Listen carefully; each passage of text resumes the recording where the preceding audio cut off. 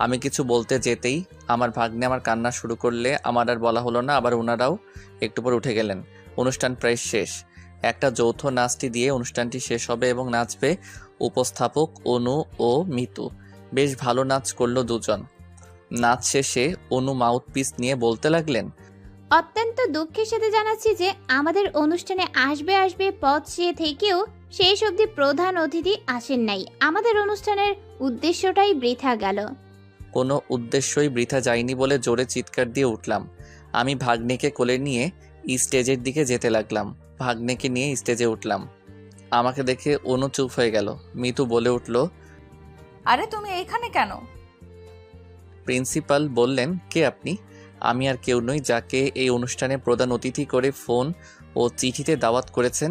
আমি সেই আবির চৌধুরী। এবার মাউথ পিসটা হাতে নিলাম। সামনে খেয়াল করে দেখলাম মিতুর ভাইসহ বেশ কিছু পুলিশ এই অনুষ্ঠানে উপস্থিত হয়েছেন। আমি এবার সবার উদ্দেশ্যে কিছু কথা বলতে লাগলাম। আপনারা ভাবছেন আমি এভাবে কেন এসেছি, আর আমার কোলে এটা কে, তাই তো? আসলে আমাকে কে কীভাবে দেখে তাই দেখার জন্যই এসেছি। আর এই ছেলেটি আপনারা যে কাজ করতে বা উদ্দেশ্য নিয়ে ক্লাব খুলেছেন তারই একটা অংশ। ওর বাবা থেকেও নেই, আজ জন্মের 1 বছর, তবুও ওর বাবার মুখটি দেখেনি। ও এতিম, আমার ভাগ্নেও। আর মজার বিষয় হলো এই স্টেজেই ওর ফুপু ও স্টেজের সামনে দাঁড়িয়ে আছেন ওরই জন্মদাতা বাবা। সবাই ভাবছে আমি কোথা থেকে এসে এসব কি বলছি। সবাই যাতে বিষয়টা মনোযোগ সহকারে শুনে ও বিশ্বাস করে, তাই পকেট হতে 1 লাখের নগদ একটা বান্ডিল ও আরও 1 লাখের একটা চেক সই করে প্রিন্সিপাল স্যারের হাতে দিয়ে বললাম, এই ক্লাবের কাজ যত দ্রুত শুরু করে দিন। সবাই অবাক ও হাততালি দিয়ে উঠল। এবার আপনাদের উদ্দেশ্যে আমি কিছু বলতে চাই, আপনারা যদি আমায় সময় দেন। সবাই বলল, বলুন, আমরা শুনবো। আজ এখানে অনেক মেয়ে উপস্থিত আছে, তাদের উদ্দেশ্য করেও এক নিষ্ঠুর বাবার কাহিনী বলবো আপনাদের। 10 মিনিটে শুনবেন কি? সবাই শুনতে চাইলে বলতে লাগলাম, ধরুন আপনার একটা মেয়ে বেস্ট ফ্রেন্ড আছে, তার একটা বিএফ আছে যে এতটাই খারাপ যে অনেক মেয়ের সাথে সে সম্পর্কে জড়িয়ে আছে এবং রুম ডেট অবধি করেছে। আপনি সব জানেন যে আপনার বেস্ট ফ্রেন্ডটি এমন একটা ছেলের সাথে সম্পর্কে জড়িয়ে গেছে। এই মতাবস্থায় আপনি বা আপনারা কি করবেন? নিশ্চয়ই তাকে বোঝাবেন, বাধা দিবেন। তাতে যদি কাজ না হয় তাহলে কি করবেন? কেউ কেউ বলে বসলো, আমি হলে তাকে আমার বেস্ট ফ্রেন্ড থেকে রিমুভ দিয়ে বলবো, আমি চললাম বন্ধু। অনেক এই অনেক কিছু বলল। আমি সব শুনে বললাম, আমি কি করেছি শুনবেন? সবাই বলাই বললাম, একদিন সে তার বিএফের সাথে পার্কে বসে থেকে চুমাচুমি করছিল। আমি তা দেখে রাগের বশে গিয়ে দুটো চর মেরে বসি এবং সেও আমায় চর মেরেছিল। কিন্তু এই চর মারাই সে সীমাবদ্ধ থাকেনি, এমন কিছু করেছে তা হয়তো একজন বেস্ট ফ্রেন্ড হয়ে, একজন মেয়ে হয়ে অন্য একটা মেয়ের যে এতটা সর্বনাশ কেউ করতে পারে আপনারা ভাবতেও পারবেন না। সবাই বলল, কি করেছে আমরা শুনতে চাই। আচ্ছা, আমার নামে সে নারী নির্যাতনের মামলা করে বসে, ফলে আমার 1 মাস জেল খাটতে হয়। আবার আমার বোনের সংসারটিও সে ভেঙে দিয়েছে। আমার আপুর বিয়েটা ভাগ্যক্রমে তারই ভাইয়ের সাথে হয়। আমি যখন আপুর বিয়ের 4 দিনের মাথায় আপুর বাসায় বেড়াতে যাই, তখন সে রাতে আমার রুমে আসে। সে আমার অনেক কাছে আসতে চাইলে আমি না করি, তবুও সে কাছে আসতেই থাকে। তাই কোনো উপায় না পেয়ে আবারও ওই দিনের মতো ঠাস করে তাকে চর মেরে দেয়। কিন্তু সে যে চরের প্রতিশোধটা এভাবে নিবে ভাবি নাই। ও চিৎকার দিয়ে বসে এবং ওর ভাইসহ আমার আপু রুমে চলে আসে। আশা করি তারপর কি হয়েছে সব বলতে হবে না, বুঝতে পেরেছেন। আমি বাসায় আসার কয়েকদিন পর আমার আপুকেও ওর ভাই আমাদের বাসার রাস্তা মাপতে বাধ্য করেছে। আজ 1 বছর আমার আপু স্বামী বেঁচে থেকেও যেন বিধবা। আজও দেখি আমার আপু নীরবে চোখের জল ফেলে, ভাবে যে কবে তার ভালোবাসার মানুষের ভুলটা ভাঙবে, কবে এসে বলবে, আমায় ক্ষমা করো, বাসায় চলো। আপনার এটা জানলে খুশি হবেন যে সে অন্যের ঘর ভেঙে নিজে সুখী হতে পারেনি, তারও ঘর ভেঙেছে। বিয়ের কয়েকদিনের মাথায় তার স্বামীও তাকে ডিভোর্স দিয়ে দিয়েছে। আমি যেমন ভাই হয়ে নিজের আপুকে তার বর ডিভোর্স পেপার দিয়েছে বলে তাতে সই করতে বলেছি, ঠিক তেমনি তার ভাইও তার বোনের ডিভোর্স পেপার নিয়ে তাতে সই দিতে বলেছে। আমি এই থেকে এটাই বোঝাতে চেয়েছি এখানে উপস্থিত সব মেয়েদের যে বেস্ট ফ্রেন্ডকে বিএফের থেকে কখনো ছোট চোখে দেখবা না। মনে রাখবা যে তোমার বেস্ট ফ্রেন্ড সে কখনোই তোমার খারাপ চাইবে না। তুমি যদি কোনো ভুল করো তাহলে সে তোমার ভুল ধরে দেওয়ার অধিকার রাখে। তুমি যদি তার কথা না শুনো তাহলে বেস্ট ফ্রেন্ড হিসেবে তোমার ভালোর জন্য সে তোমার গায়ে হাত তোলা অবধি অধিকার রাখে। আমি চাই না আমার মতো পরবর্তীতে কারোর সাথে আর এমন কিছু হোক। এবার আসি এক বাবার কথা নিয়ে। তার পিতৃত্বর সত্যি প্রশংসা হয় না। নিজের স্ত্রীর কোনো দোষ না করা সত্ত্বেও তাকে সাজা দেওয়া, বিয়ের 7 দিনের মাথায় ডিভোর্স লেটার পাঠিয়ে দেওয়া, এটা শুধু কিছু মানুষরূপী অমানুষদের দ্বারাই সম্ভব। নিজের বোনকে এতটা ভালোবাসা উচিত নয় যে তার মিথ্যা অভিনয়টা হাজারটা সত্যকে হার মানায়, অথচ ভাই হয়ে সে অন্ধ ভালোবাসায় বোনের মিথ্যা অভিনয়টা বুঝতে না পারা। আমি না হয় ভুল করেছিলাম আমার বেস্ট ফ্রেন্ডটাকে কোনো খারাপ ছেলের হাত থেকে বাঁচাতে গিয়ে 2টো চড় মেরে। সেই সাজা তো আমি 1 মাস জেলে খেটে পেয়েছি, কিন্তু তারপরও আমার সাজা কেন এই 1 বছরের ছোট্ট নিষ্পাপ বাচ্চাটা পেয়েই যাচ্ছে? আপনারা বলতে পারেন কি? ও যখন আরেকটু বড় হয়ে ওর আম্মুকে বলবে আমার আব্বু কোথায়, ওনার নাম কি, তখন তার মা কি বলবে তাকে বলতে পারেন? আর আমি মামা আমায় যখন এসে বলবে আমার মামা আমার আব্বু কোথায়, তখন আমি বা কি বলবো? বলবো কি তোমার বাবা পুলিশ অফিসার, যে তোমায় শুধু জন্মদাতার কিছু নয়, তুমি যখন জন্ম নিয়েছিলে তখন সবটা জেনেও তোমায় দেখতে আসেনি। তখন যদি সে উঠে বলে বসে মামা তুমি না হয় ভুল করেছো, আর আম্মু তোমার পক্ষ নিয়ে ভুল করেছে, কিন্তু আমি কি করেছি যে আমি সাজা পাচ্ছি, বলতে পারেন? তখন মামা হয়ে আমি কি উত্তর দিব? কথাগুলো বলছিলাম, মাসুদ ভাইয়ার দিকে তাকাচ্ছিলাম। উনি অধীর আগ্রহে আমার কথাগুলো শুনে যাচ্ছিল। আপনারা জানেন কি, ওই বাবা আপনাদের মাঝে উপস্থিত রয়েছে যে কিনা বিনা দোষে তার ভালোবাসার মানুষটাকে ত্যাগ করেছে, নিজের সন্তানকে ত্যাগ করেছে। আমি নাম না বললেও অনেকেই হয়তো বুঝে গেল কে হতে পারে, তবু অনেকে বলল ওনার নামটি বলুন, একবার ওনার মুখে আমরা থুতু মারবো, ওনার বোনের গলায় জুতার মালা পরাবো। আমি হাতের আঙ্গুল তুললাম, তুলে ওই নিষ্ঠুর বাবাকে দেখাতে গিয়েও হাতের আঙ্গুলটা নামিয়ে নিলাম। কয়েক সেকেন্ডের জন্য নীরব হয়ে ভাবলাম, উনি যে ভুল বুঝে আপুকে ত্যাগ করেছেন, ওনার সেই ভুল হয়তো একদিন ভাঙবে। সেদিন ভুল ভাঙলে হয়তো উনি আবার আপুকে ওনার ঘরে ফিরিয়ে নেবেন। কিন্তু আজকে যদি আমি এইভাবে সবার সামনে ওনার নামটা বলে দেই, তাহলে হয়তো সেদিন ভুল ভাঙলেও উনি আর আপুকে মেনে নেবেন না। ভুল ভেঙে আপুকে আবার ফিরিয়ে নেওয়ার যে সম্ভাবনা রয়েছে তা হয়তো আর থাকবে না। তাই হাতের আঙুলটি নামিয়ে নিয়ে বললাম, আমি আর চুপ থাকবো না, এবার আমিও আইনি ব্যবস্থা নিব। আমার ভাগ্নেকে ওর সব অধিকার হয় ফিরিয়ে দিব, নয়তো ওর বাবাকে উচিত শিক্ষা দিব। এবং তারপর থেকে আমার ভাগ্নে ওর বাবাকে জানতে চাইলে ও জানবে ওর বাবা মৃত। যাই হোক, এবার আসি মূল কথায়।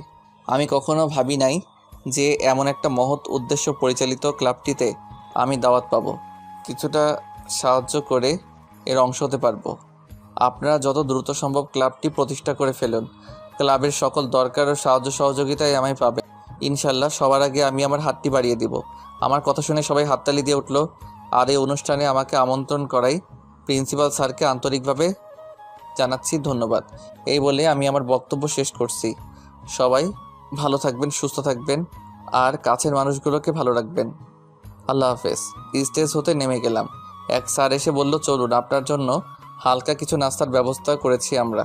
ওনার সাথে অফিসের 2 তলায় গেলাম। নাস্তা শেষ করে স্যারদের সাথে কথা বলার মাঝে ড্রাইভারকে ফোন করে গাড়ি নিয়ে আসতে বললাম। 2 জন ম্যাম এসে আমার ভাগ্নেকে কোলে নিয়ে বলতে লাগলো, কি কিউট, অনেক মিষ্টি হাসি। এমন মুখের দিকে তাকিয়ে যে মনটা ভরে যায়। ওনারা আমার ভাগ্নেকে বেশ আদর করলেন। ড্রাইভার গাড়ি নিয়ে আসলে স্যারদের বিদায় জানিয়ে সালাম দিয়ে গাড়িতে এসে বসলাম। ড্রাইভারকে যেতে বললাম। কলেজ গেট হতে বের হয়ে একটু দূরে এসে দূর থেকে দেখছি অনুসহ ওর কিছু বান্ধবীরা একসাথে খাচ্ছে।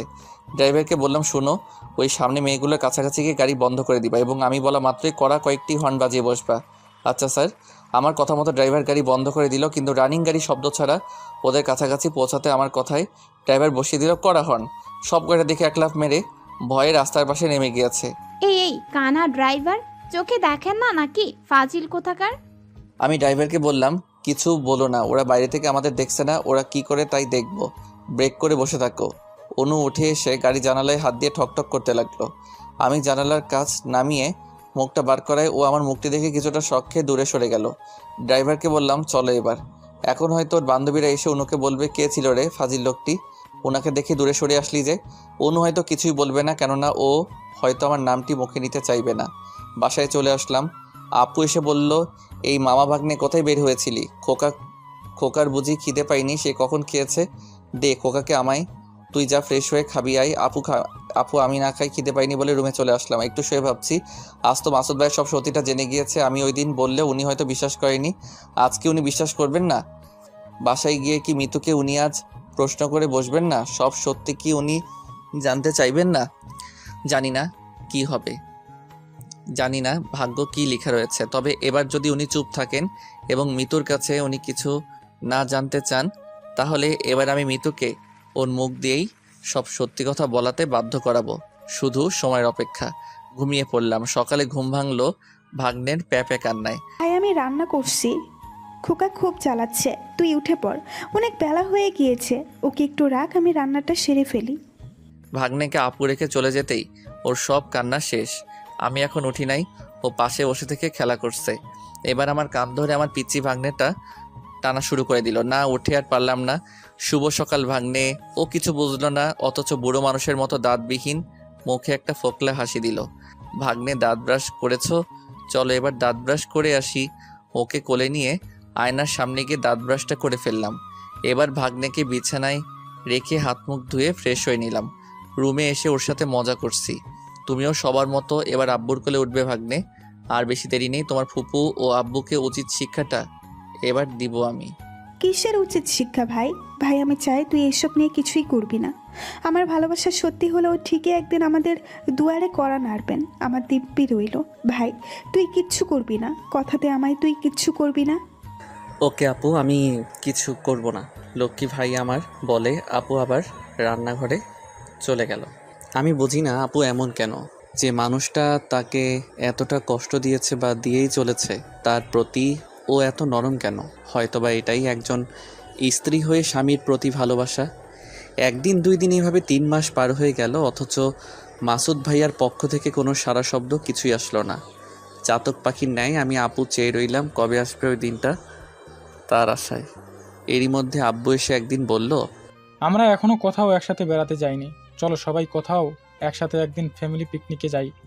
আব্বুর কথা শুনে আম্মু বলল, ঠিক বলেছো তুমি, আমরা এখনো কোথাও একসাথে বেড়াতে যাইনি।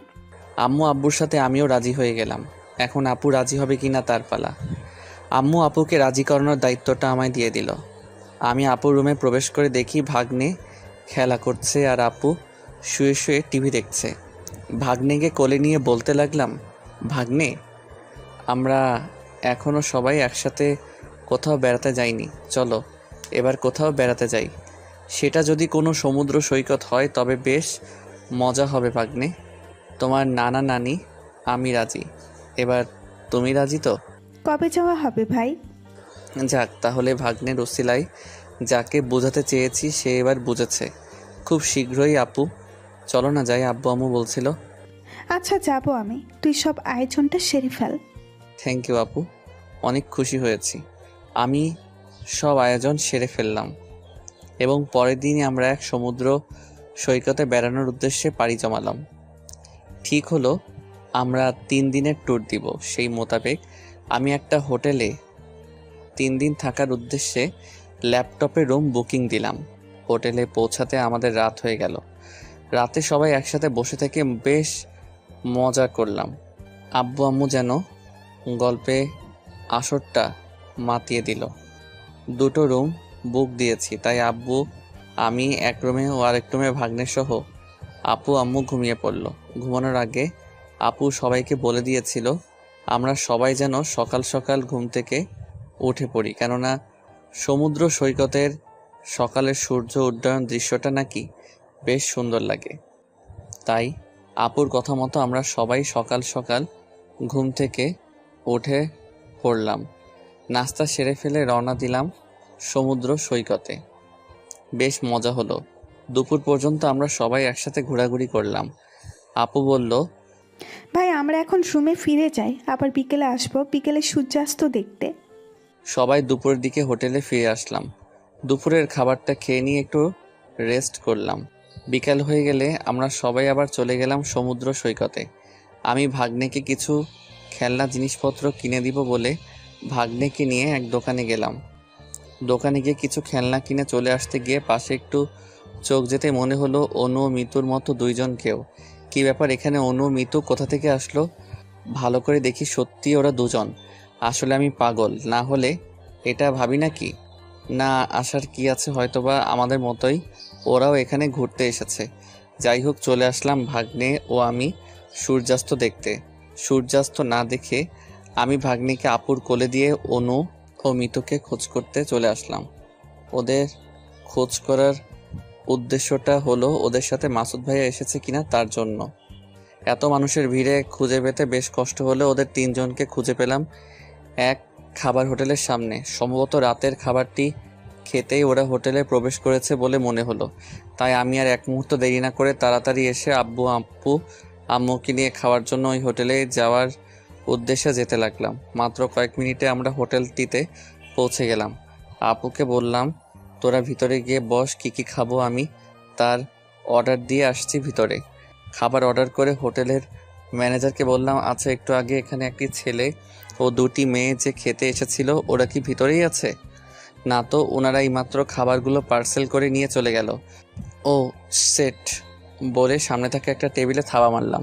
হোটেল ম্যানেজার বলল, কি হলো স্যার? কিছু না, খাবারগুলো একটু তাড়াতাড়ি পরিবেশন করুন। ওকে স্যার, আপনি ভিতরে গিয়ে বসুন। আমি ভিতরে গিয়ে সবার সাথে বসতে আপু বলল, কি হয়েছে ভাই, তোকে এত চিন্তিত লাগছে কেন? কই কিছু না আপু, বুঝি না আমি আপুর থেকে যেন কোনো কিছুই লুকাতে পারি না আমি। ও আমার মুখটা দেখলেই যেন সব বুঝে ফেলে। খাওয়া দাওয়া সেরে সবাই হোটেলে ফিরলাম রাত 8টার দিকে। রুমে ফিরে আমি আজ একটু তাড়াতাড়ি শুয়ে পড়লাম। সকালে ঘুম ভাঙলে উঠে পড়লাম। হোটেলের এক জানালার সামনে যেতে দেখি মাসুদ ভাইয়া গেট দিয়ে বেরিয়ে যাচ্ছে। আমি খুব তাড়াহুড়ো করে সিঁড়ি বেয়ে নামতে গিয়ে কারোর সাথে একটু ধাক্কা খেলাম। কে সেটা না দেখে সরি বলে চলে গেলাম। গেটের কাছে যেতে ততক্ষণে মাসুদ ভাই ওখান থেকে চলে গিয়েছে। খুঁজে না পেয়ে চলে আসছি। হঠাৎ মনে হলো এই হোটেলের গেট দিয়ে মাসুদ ভাইয়া বার হয়ে গেল, তার মানে তো ওই হোটেলেরই কোনো রুমে হয়তো ওনারা উঠেছেন। হোটেল ম্যানেজারকে গিয়ে বললাম, আচ্ছা এই হোটেলে গতকাল কি 2টি মেয়ে ও একটি ছেলে উঠেছে? ওদের 3 জনের বর্ণনা দিয়ে বললাম। উনি বললেন, সরি, আমি এই 2 দিন ছুটিতে ছিলাম, আজ এসেছি, তাই বলতে পারছি না। একটু আপনাদের ওয়েবসাইটটি চেক করে দেখুন না, এমন কেউ সিট বুক দিয়েছে কিনা। স্যার দেখুন, সিকিউরিটির সাথে কারো কাছে এমন তথ্য দেওয়া হোটেলের নিয়মের বহির্ভূত। আর তাছাড়া আমি এখন আচ্ছা ঠিক আছে বলে আমি রুমে চলে আসলাম। এসে জানালা দিয়ে আবার তাকিয়ে থাকলাম। অনেকক্ষণ তাকিয়ে থাকলাম মাসুদ ভাইয়া আছে কিনা বলে। অনেক সময় পার হয়ে গেলে উনি ফিরলেন না। এত বড় হোটেলে সব রুমে গিয়ে ওদের খুঁজে বের করাও সম্ভব নয়। অনেকে হয়তো বিষয়টা খারাপভাবেই নিবে। একটু পর আব্বু এসে বলল, কি হলো আবির, তুই আজ যাবি না ঘুরতে? আব্বু তোমরা যাও, আমি একটু পরে আসছি বলে আমি দাঁড়িয়ে রইলাম। সবাই বেরিয়ে গেলে আমি বিছানায় বসে ভাবতে লাগলাম, আজ আমার জন্য আপু ও মাসুদ ভাইয়ার মাঝে দূরত্বটা সৃষ্টি হয়েছে। জানি না আমি কবে এই দূরত্বটা ঠিক গুছিয়ে দুইজনকে আবার এক করতে পারবো। জানি না আপুর ভাগ্য আমাদের ভাগ্য কি লেখা রয়েছে। আমিও একটু পর চলে গেলাম সমুদ্র সৈকতে। আপুকে ফোন দিয়ে জানতে চাইলাম ওরা কোন জায়গায়। আপু জায়গার নামটি বলল। আপুর সাথে ফোনে কথা বলার সময় পাশ থেকে একটা মেয়ের কণ্ঠ ভেসে আসছিল। মনে হচ্ছিল কণ্ঠটা অনেক চেনা, এর আগেই যেন কণ্ঠটা অনেকবার শুনেছি আমি। যাই হোক আমি চলে গেলাম। একটু দূর থেকে খেয়াল করে দেখছি সবাই গোল হয়ে বসে আছে। তবে আম্মু ও আপু ছাড়াও তৃতীয় কোনো এক মেয়েকে দেখছি যে কিনা আমার ভাগ্নিকে কোলে নিয়ে সবার মাঝখানে বসে আছে। মনে হচ্ছে বেশ গল্প জমিয়েছে, সবাইকে অনেক হাসি খুশি দেখাচ্ছে। কাছে গিয়ে দেখি মেয়েটি আর কেউ নয়, মেয়েটি হলো অনু। আমার উপস্থিতিতে অনু উঠে চলে যেতে চাইলো। আম্মু বসতে বললেও ও একটু কাজের নামে চলে গেল। অনুর সাথে আমার কথা আছে, কিন্তু এখান থেকে এভাবে অনুর পিছু নেওয়া যাবে না, কেননা এখানে আমার পরিবারের সবাই উপস্থিত রয়েছে। তাই আমি বসে পড়লাম।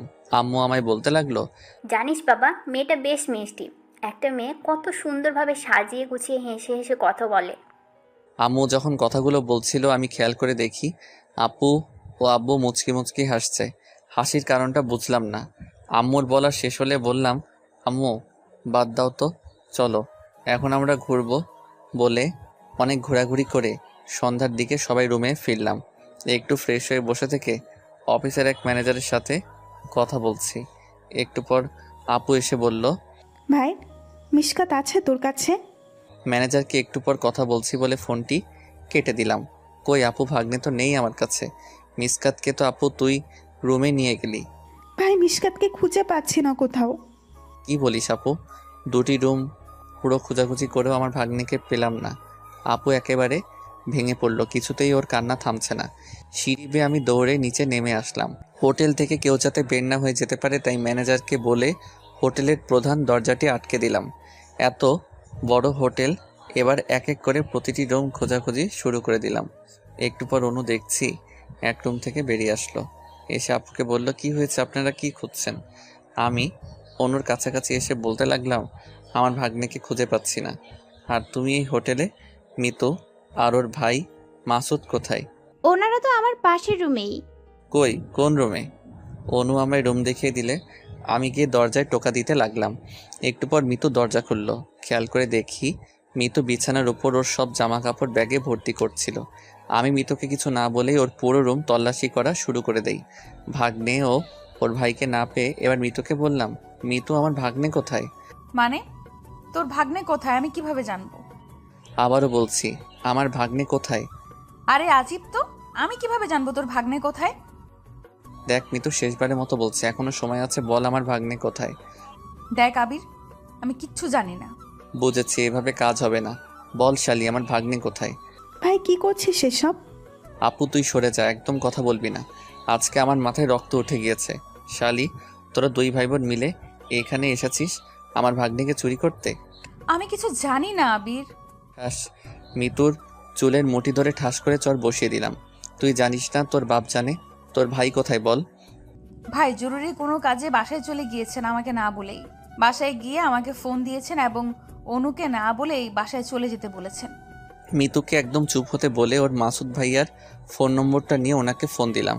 ছি ছি মাসুদ সাহেব, চোরের মতো আমার ভাগ্নিকে চুরি করে নিয়ে যেতে আপনার একটু কি লজ্জা হলো না? এই তুই কে রে? আমি আবির। অনেকক্ষণ কথা বললেও উনি অস্বীকার করলো, কিছুতেই স্বীকার করলো না যে উনি আমার ভাগ্নিকে নিয়ে গিয়েছেন। আমি এবার কিছুটা অভিনয় করে মাসুদ সাহেবকে সরি বলে ফোন কেটে দিলাম। আমি ভাগ্নিকে নিয়ে আসছি বলে আপু ও আমার পরিবারের সবাইকে বাসায় চলে যাওয়ার জন্য গাড়িতে তুলে দিলাম। মিতু আর আমি ওর বাসার সামনে এক গাড়িতে করে পৌঁছে গেলাম। মিতুকে গাড়িতে সিটের সাথে বাঁধা, ওর মুখে টেপ লাগানো।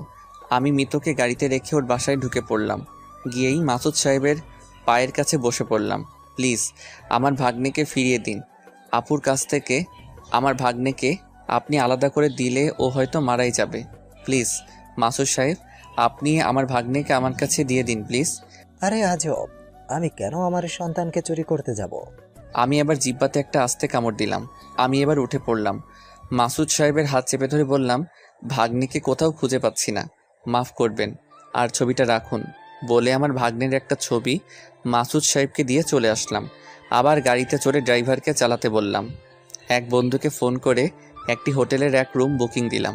হোটেলের সামনে গাড়ি থামিয়ে মিতুকে বললাম, তুই যদি সাবলীলভাবে আমার সাথে হোটেলে প্রবেশ না করিস তাহলে আজ এখানে তোকে একদম ফিনিশ করে দিব।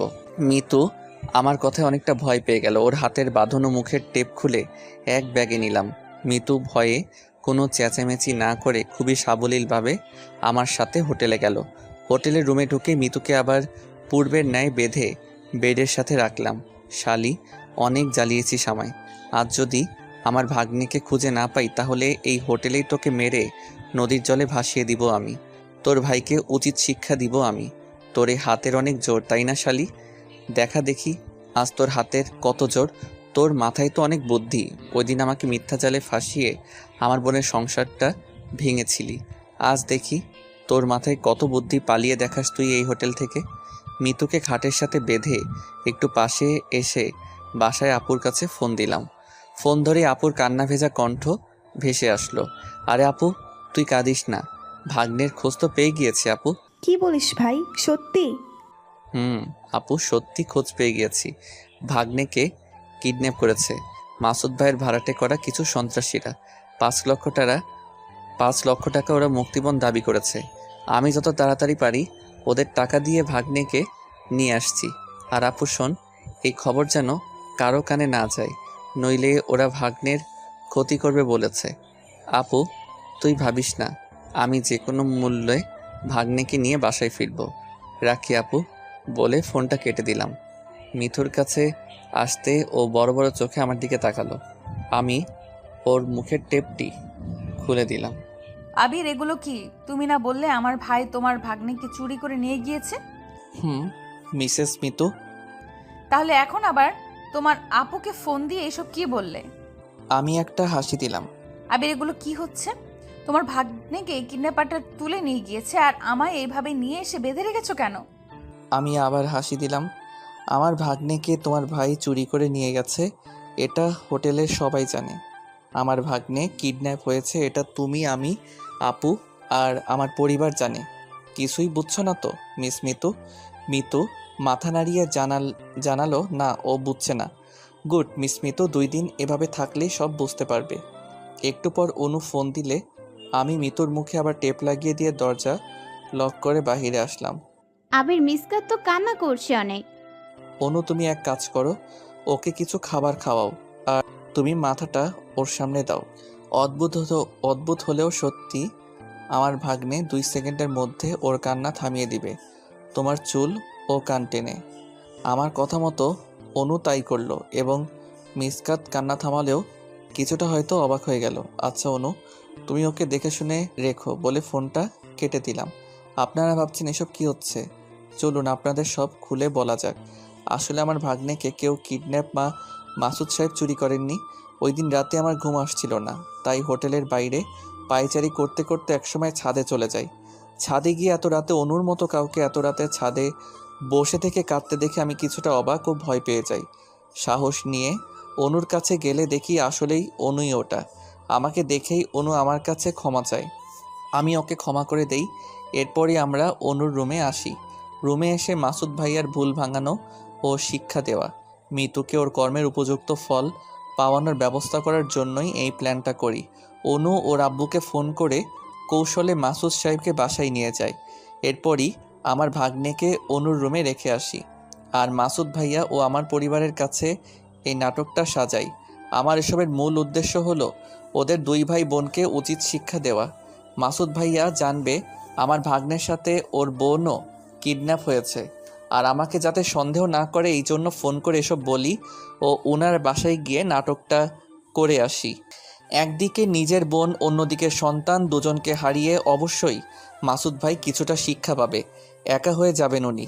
তখনই আমি আপুকে নিয়ে আসল খেলাটি জমিয়ে দিব। আমি জানি না এই প্ল্যানে ঠিক কতটা সফল হব, তবে ওদের 2 ভাই বোনকে কতটা হেনস্থা করব তা হয়তো ওরা ভাবতেও পারবে না। বাজারে চলে আসলাম। এসে আমি কিছু খেয়ে নিলাম, সাথে করে 1 প্লেট ভাত, মরিচের গুঁড়া ও 1 বোতল পানি নিয়ে আবার হোটেলে গেলাম। রুমে ঢুকে মিতুর 1 হাত ও মুখের টেপ খুলে দিয়ে ওকে খেয়ে নিতে বললাম। মিতু ভেবেছে ওর জন্য ভালো দামি খাবার এনেছি। খাবারের প্যাকেটটি তাড়াহুড়ো করে খুলে দেখতেই ও আমার দিকে অবাক দৃষ্টিতে তাকালো। কি দেখছিস কাল নাগিনী? সবে মাত্র শুরু, আরও কত কিছু দেখবি। তুই কি ভেবেছিলি আমার এতটা ক্ষতি করে বেঁচে যাবি তুই? আমি তোকে কিছুই বলবো না, সব ভুল ভেবেছিস কাল নাগিনী, সব ভুল। আমি শুধু উপযুক্ত সময় ও সুযোগের অপেক্ষায় ছিলাম। আজ সময় ও সুযোগ দুটাই এসে গিয়েছে। এই কয়দিনে তোর জীবনটা আমি বিষিয়ে দিব। একটু পর মিতুর ফোন বেজে উঠল। ফোন রিসিভ না করে কেটে দিলাম এবং আপনার বোন ও সন্তান আমাদের কাছে বন্দি রয়েছে বলে ফোন বন্ধ করে দিলাম। মিতু খাবার না খেয়ে চোখের জল ফেলতে ফেলতে শুয়ে পড়ল। আমিও একপাশে শুয়ে পড়লাম। মাঝরাতে খচর মচর শব্দ হচ্ছে, তাই আমার ঘুম ভেঙে গেল। তাকিয়ে দেখি মিতু ওই মরিচের গুঁড়া দিয়েই ভাত মাখিয়ে খাচ্ছে। আমি আবার চোখ বুজে ভাবছি, কেন শালি খাবি না বলে এখন খাচ্ছিস কেন? মিতু খেতে থাকলো আর আমি ঘুমিয়ে পড়লাম। সকালে ঘুম থেকে উঠে দেখি মিতুর অবস্থা অনেকটা নাজেহাল, তাই ওকে এবার মুক্ত করে দিলাম। মিতু কান্না করে চলেছে। আমি ওকে কান্না থামাতে বললেও আমার কথা শুনছেই না, তাই দেখে আমি এবার মিতুকে এক ধমক বসিয়ে দিলাম। ও আমার ধমক শুনে অনেকটা ভয়ে গুটিয়ে গেল। মিসেস মিতু, এইটুকু কষ্ট পেয়ে এতটা কান্না করছো? একবার ভেবে দেখো তো আমার আপুটা ওই দিন কেমনটা কেঁদেছিল। আপু আজও আড়ালে তোমার ভাইয়ের জন্য চোখের জল ফেলে। মেনে নিতেছি যে দোষটা আমারই ছিল, কিন্তু সেই দোষে তুমি আমার আপুর সংসারটা কেন ভেঙে দিলে? আবির, আমি ওই দিন এমনটা করেছিলাম তোমার আপুর সংসার ভাঙতে নয়, তোমার উপর রাগ হয়েছিল আর ভাইয়ার হাত থেকে বাঁচতে। বাহ মিতু বাহ, আমাকে 1 মাস জেল খাটিয়েও কি তোমার আমার উপরে জমে থাকা প্রতিশোধের নেশাটা মিটে নাই যে তুমি পরবর্তীতে আবার এভাবে প্রতিশোধ নিয়েছিলে? আমার কথার উত্তর না দিয়ে মিতু চুপ করে কাঁদতেই থাকলো। মিতু, তোমাকে যেদিন অপু ডিভোর্স দিয়েছিল সেদিনও কি তুমি বুঝেছিলে না একটা মেয়েকে স্বামী ডিভোর্স করলে তার কতটা কষ্ট হয়? সেদিন কি পারতে না তোমার ভাইয়াকে সবটা খুলে বলতে? সাহস পাইনি ভাইয়াকে সব খুলে বলার। তোমার উপর প্রতিশোধ নিতে গিয়ে আমি নিজেই সেই প্রতিশোধের আগুনে জ্বলে পুড়ে গিয়েছি। তুমি আমার পিছু হাঁটা ছেড়ে দিয়েছো ভাইয়াকে সব বলে। ভাইয়াও যদি আমাকে ছেড়ে দিত তখন আমি কোথায় যেতাম? একটা লম্পটকে আমি ভালোবেসে আমি হারিয়েছি আমার মায়ের মতো ভাবির আদর, হারিয়েছি আমি তোমার মতো একজন বেস্ট ফ্রেন্ডকে। তোমার চরিত্রের দাগ লাগাতে ও ভাবির সংসারটা ভাঙতে গিয়ে আজ আমারই সংসারটা ভেঙে গিয়েছে, আমারই চরিত্রে কলঙ্কের দাগ লেগে গেছে। আজ বুঝেছি পাপ কাউকেই ক্ষমা করে না। আবির, তুমি আমাকে একটা সুযোগ দাও প্লিজ। আমি কথা দিচ্ছি আমি বাসায় ফিরে ভাইয়াকে সব কথা খুলে বলবো। এতে ভাইয়া আমাকে যা শাস্তি দিবে আমি সব শাস্তি মাথা পেতে নেব। আমাকে এই সুযোগটি দাও প্লিজ আবির। আচ্ছা ঠিক আছে মিতু, যাও ফ্রেশ হয়ে এসো, আমরা আজই বাসায় ফিরবো বলে আমিও রেডি হতে চলে গেলাম। অনুকে ফোন করে আমার বাসায় চলে আসতে বললাম। আমি আর মিতু ওর বাসার দিকে রওনা দিলাম। মিতুর বাসায় পৌঁছে গেলাম। সারা বাড়ি খুঁজেও মিতুর ভাই মাসুদ ভাইয়াকে পেলাম না। মিতুকে ওর ভাইয়াকে ফোন দিতে বললাম। মিতু মাসুদ ভাইয়াকে ফোন দিলে উনি ফোন উঠাচ্ছে না। মিতুকে রেখে আমি বাসার দিকে রওনা হয়ে গেলাম। বাসায় আসতেই আপু আমার কাছে দৌড়ে আসলো। ও ভাই, আমার বুকের মানিকটা কোথায়? তুই না বললি মিশকাতকে নিয়ে বাসায় ফিরবি? আমি কিছু বলার আগেই আপু আমাকে জড়িয়ে ধরে কান্না শুরু করে দিল। আপুকে শান্ত করে বললাম, আপু কাঁদিস না, আর কিছুক্ষণের মধ্যেই ভাগ্নেকে নিয়ে অনু বাসায় ফিরবে। ভাগ্নে অনুর হেফাজতে আছে। ভাই, তুই আমাকে মিথ্যা সান্ত্বনা দিস। আমি জানি তুই আমাকে মিথ্যা আশ্বাস দিচ্ছিস রে ভাই। সত্যি করে বল না ভাই, মিশকাতের কি হয়েছে? বুঝলাম আপুকে এভাবে বলে বিশ্বাস করানো যাবে না, তাই ফোন বের করে অনুকে ফোন দিলাম। হ্যালো অনু, মিসকাত তোমার কাছে আছে না? আপুকে একটু বলো তো। অনু, তুমি যে মিসকাতকে নিয়ে আমাদের বাসায় আসছো। ফোনটা এবার আপুকে দিলাম। অনু আপুকে সব বললেও আপু তবু যেন বিশ্বাস করলো না। তাই আমি অনু এগিয়ে নিয়ে আসছি বলে একটু এগিয়ে বাস স্ট্যান্ডের দিকে যেতে লাগলাম। রাস্তায় হঠাৎ আপুর সাথে দেখা হয়ে গেল। আবির, কেমন আছো? আছি, এই তো। তুমি কেমন আছো আপু? এই কোনো রকম আবির। তা মিতু কেমন আছে? আর তোমরা কবে বিয়ে করছো আবির? মানে অপু, এসব কি বলো তুমি? আমি সত্যিই তো বলছি, তোমরা কবে বিয়ে করছো সেটা জানতে চাইছি আর কি। দেখো আপু, আমি কেন মিতুকে বিয়ে করতে যাব? মিতু তোমায় ভালোবাসে তাই। ভালোবাসে মানে এসব কি বলছো তুমি? আমি তো কিছুই বুঝছি না। ও তাহলে শোনো আবির, ওই দিন বাসর রাতে আমি যখন মিতুর কাছে যেতে থাকি তখন ও আমাকে বাধা দেয়। আমি বাধা দেওয়ার কারণ জানতে চাইলে মিতু বলে ও তোমায় ভালোবাসে, তোমাকে ছাড়া ও কোনোদিনও কাউকে স্বামী হিসেবে মেনে নিতে পারবে না। মিতুর কথা শুনে আমার রাগ হয়, তাই জোর করেই আমি ওর কাছ থেকে স্বামীর অধিকার কেড়ে নিতে ওর কাছে যেতে থাকি। ফলে মিতু আমাকে লাথি মেরে বেড থেকে নিচে ফেলে দেয়। তখনই আমি রাগের বশে ওকে এলো পাথাড়ি পিটাতে থাকি। সারা রাত ধরে ওর উপর অত্যাচার করলেও মিতু আমাকে স্বামীর অধিকার দেয়নি, শুধু তোমায়ও ভালোবাসে বলে। এসব কি সত্যি নাকি? সত্যিই আবির। মিতু যদি আমাকে ভালোবাসে তাহলে ও কেন তোমায় বিয়ে করলো? ওর ভাইয়ের চাপে আর আমার কাছে ওর কিছু অপ্রীতিকর পিক থাকায়, যার জন্য মিতু ভয়েই আমাকে বিয়ে করতে রাজি হয়েছিল। আচ্ছা তা না হয় মানলাম, কিন্তু মাসুদ ভাইয়া কেন তোমার সাথে মিতুকে বিয়ে দিতে রাজি হলেন? কেননা মিতুর ভাই জানতে পেরে গিয়েছিল মিতু তোমাকে ভালোবাসে, তাই ওই দিন উনি আমার সাথে মিতুকে বিয়ে দিতে রাজি হয়ে গিয়েছিল। আচ্ছা আবির, এখন আমি আসি, আর দোয়া করি তোমরা সুখী হও।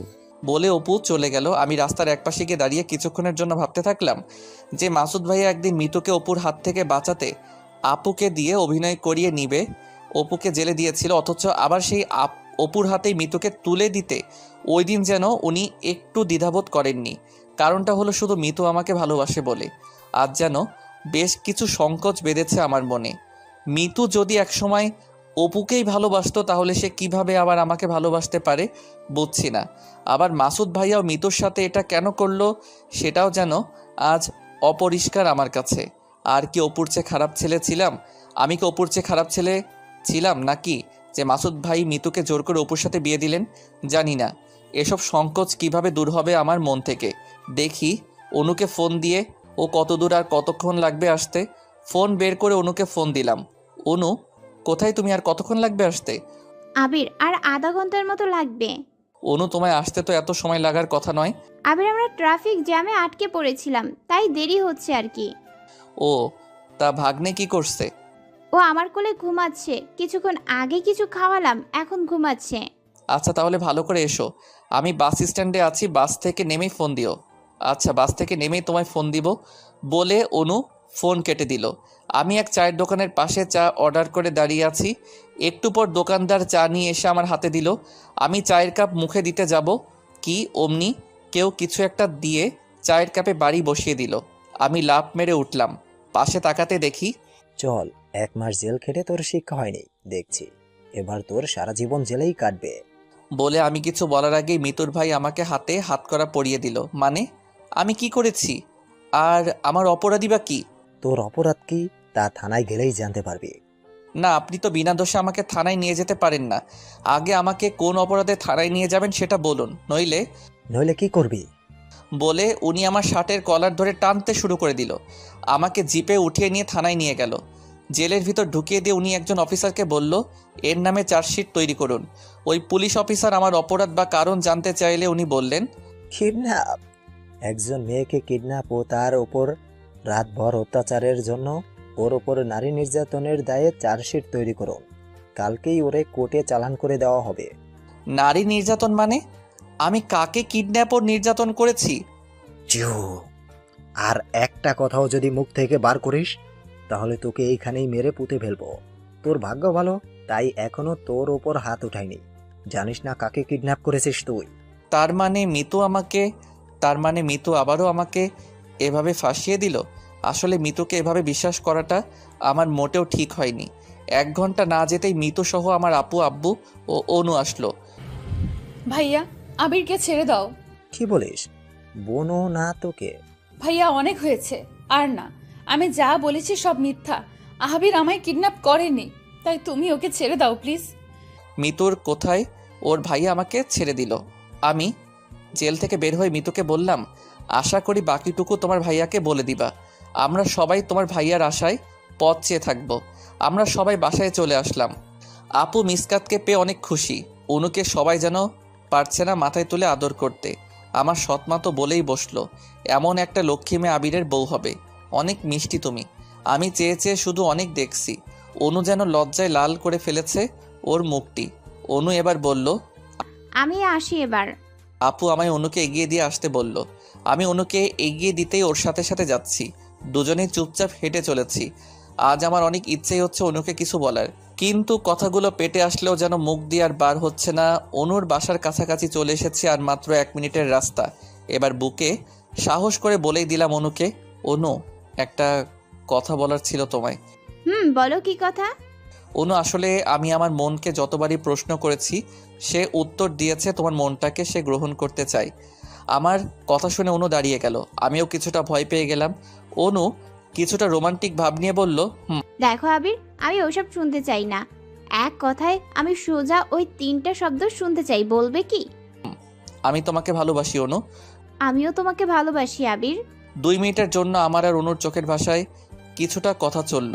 যদি ভালোই বাসো তাহলে ওই দিন 2টা চর মারায় এভাবে হারিয়ে গিয়েছিলে কেন অনু? কই হারিয়ে যাব কেন? শুধু বুক ভরা বিশ্বাস ও আকাশ ছোঁয়া ভালোবাসা নিয়ে তোমার পথ চেয়ে বসেছিলাম। আমি শুধু একটা কথাই ভাবতাম, আমি যদি সত্যি তোমাকে ভালোবেসে থাকি তাহলে একদিন না একদিন তোমাকে পাবোই। আমার সমস্ত অস্তিত্ব জুড়েই শুধু তুমি ছিলে আবির। তাই অনু, সত্যি আমায় এতটা ভালোবাসো? সত্যি আবির, আমি তোমাকে মন প্রাণ দিয়ে ভালোবাসি। অনুকে জড়িয়ে ধরতে সাহস পাচ্ছি না, তবে অনেক ইচ্ছা করছে অনুকে বুকের সাথে শক্ত করে জড়িয়ে ধরি। তবে আমার সেই সাহস যেন হচ্ছে না। আচ্ছা আবির, এবার আমি আসি তাহলে। অনু বাই বলে ওর বাসায় চলে গেল। আমিও বাসায় চলে আসলাম। এসে আমার রুমে গিয়ে শুয়ে শুয়ে ভাবছি, অনুকে বউ করতে পারলে সত্যি আমি অনেক ভাগ্যবান হব। ওর ভালোবাসায় আমার জীবনটা সুখে ভরে যাব।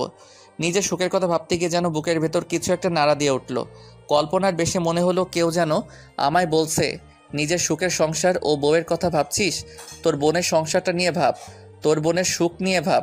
আমার সুখ যেন হারিয়ে গেল। আমি এবার কি করব? এত চেষ্টার পরও মাসুদ ভাইয়া যদি আপুকে মেনে না নেয় তাহলে আর কি করব? আর কি করতে পারি? আপু, আমি কি করতে বাদ রেখেছি? কত পথই না অবলম্বন করলাম, তবুও কাজ হলো না। একটিবারের জন্য উনি যেন আপুর কথা ভাবেননি ওনার এমন একটা নিষ্পাপ সন্তানের কথা। তবে আমার মনে হয় মিতু এবার সব কথা মাসুদ ভাইয়াকে খুলে বলবেন। উনি এবার আসবেন আমার আপুকে নিতে। আমার ভাগ্নেকে নিজের সন্তান পরিচয় দিয়ে উনি কোলে তুলে নেবেন। একটু পর অনু ফোন দিল। এই বাবু কি করছো? বাবু মানে বাবুকে অনু? আরে তোমাকে আদর করে বাবু নাম বলে ডাকলাম আর কি। আমি হাসবো না কাঁদবো বুঝছি না। বাবু বলে বিএফকে কেউ ডাকে নাকি? বাবু বলে তো নিজের সন্তানকে বলে ডাকে। হায় রে যুগ, হায় রে ভালোবাসা। এই বাবু কি হলো, তোমার কথা বলছো না কেন তুমি? অনু দেখো, এসব ভাষায় আমায় ডাকবা না তো, এটা শুনতে আমার ভালো লাগছে না। আমাকে আর বাবু বলে ডাকবা না তুমি। আচ্ছা আচ্ছা ঠিক আছে, তুমি তাই বলে রাগ করো না। আমি আর পরবর্তীতে তোমায় বাবু বলে ডাকবো না, কেমন? ধন্যবাদ।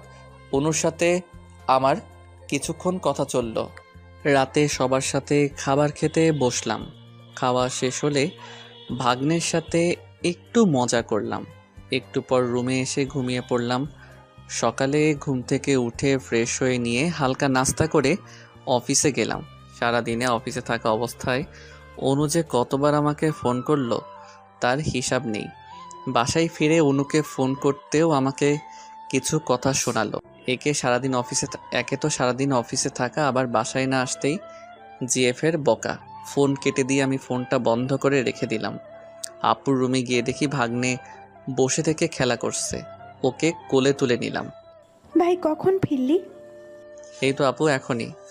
ও যা ফ্রেশ হয়ে আয়, আমি খাবার বাড়ছি। আম্মু কোথায় রে আপু? এইমাত্র রান্না সেরে রুমে গিয়েছে মনে হয়।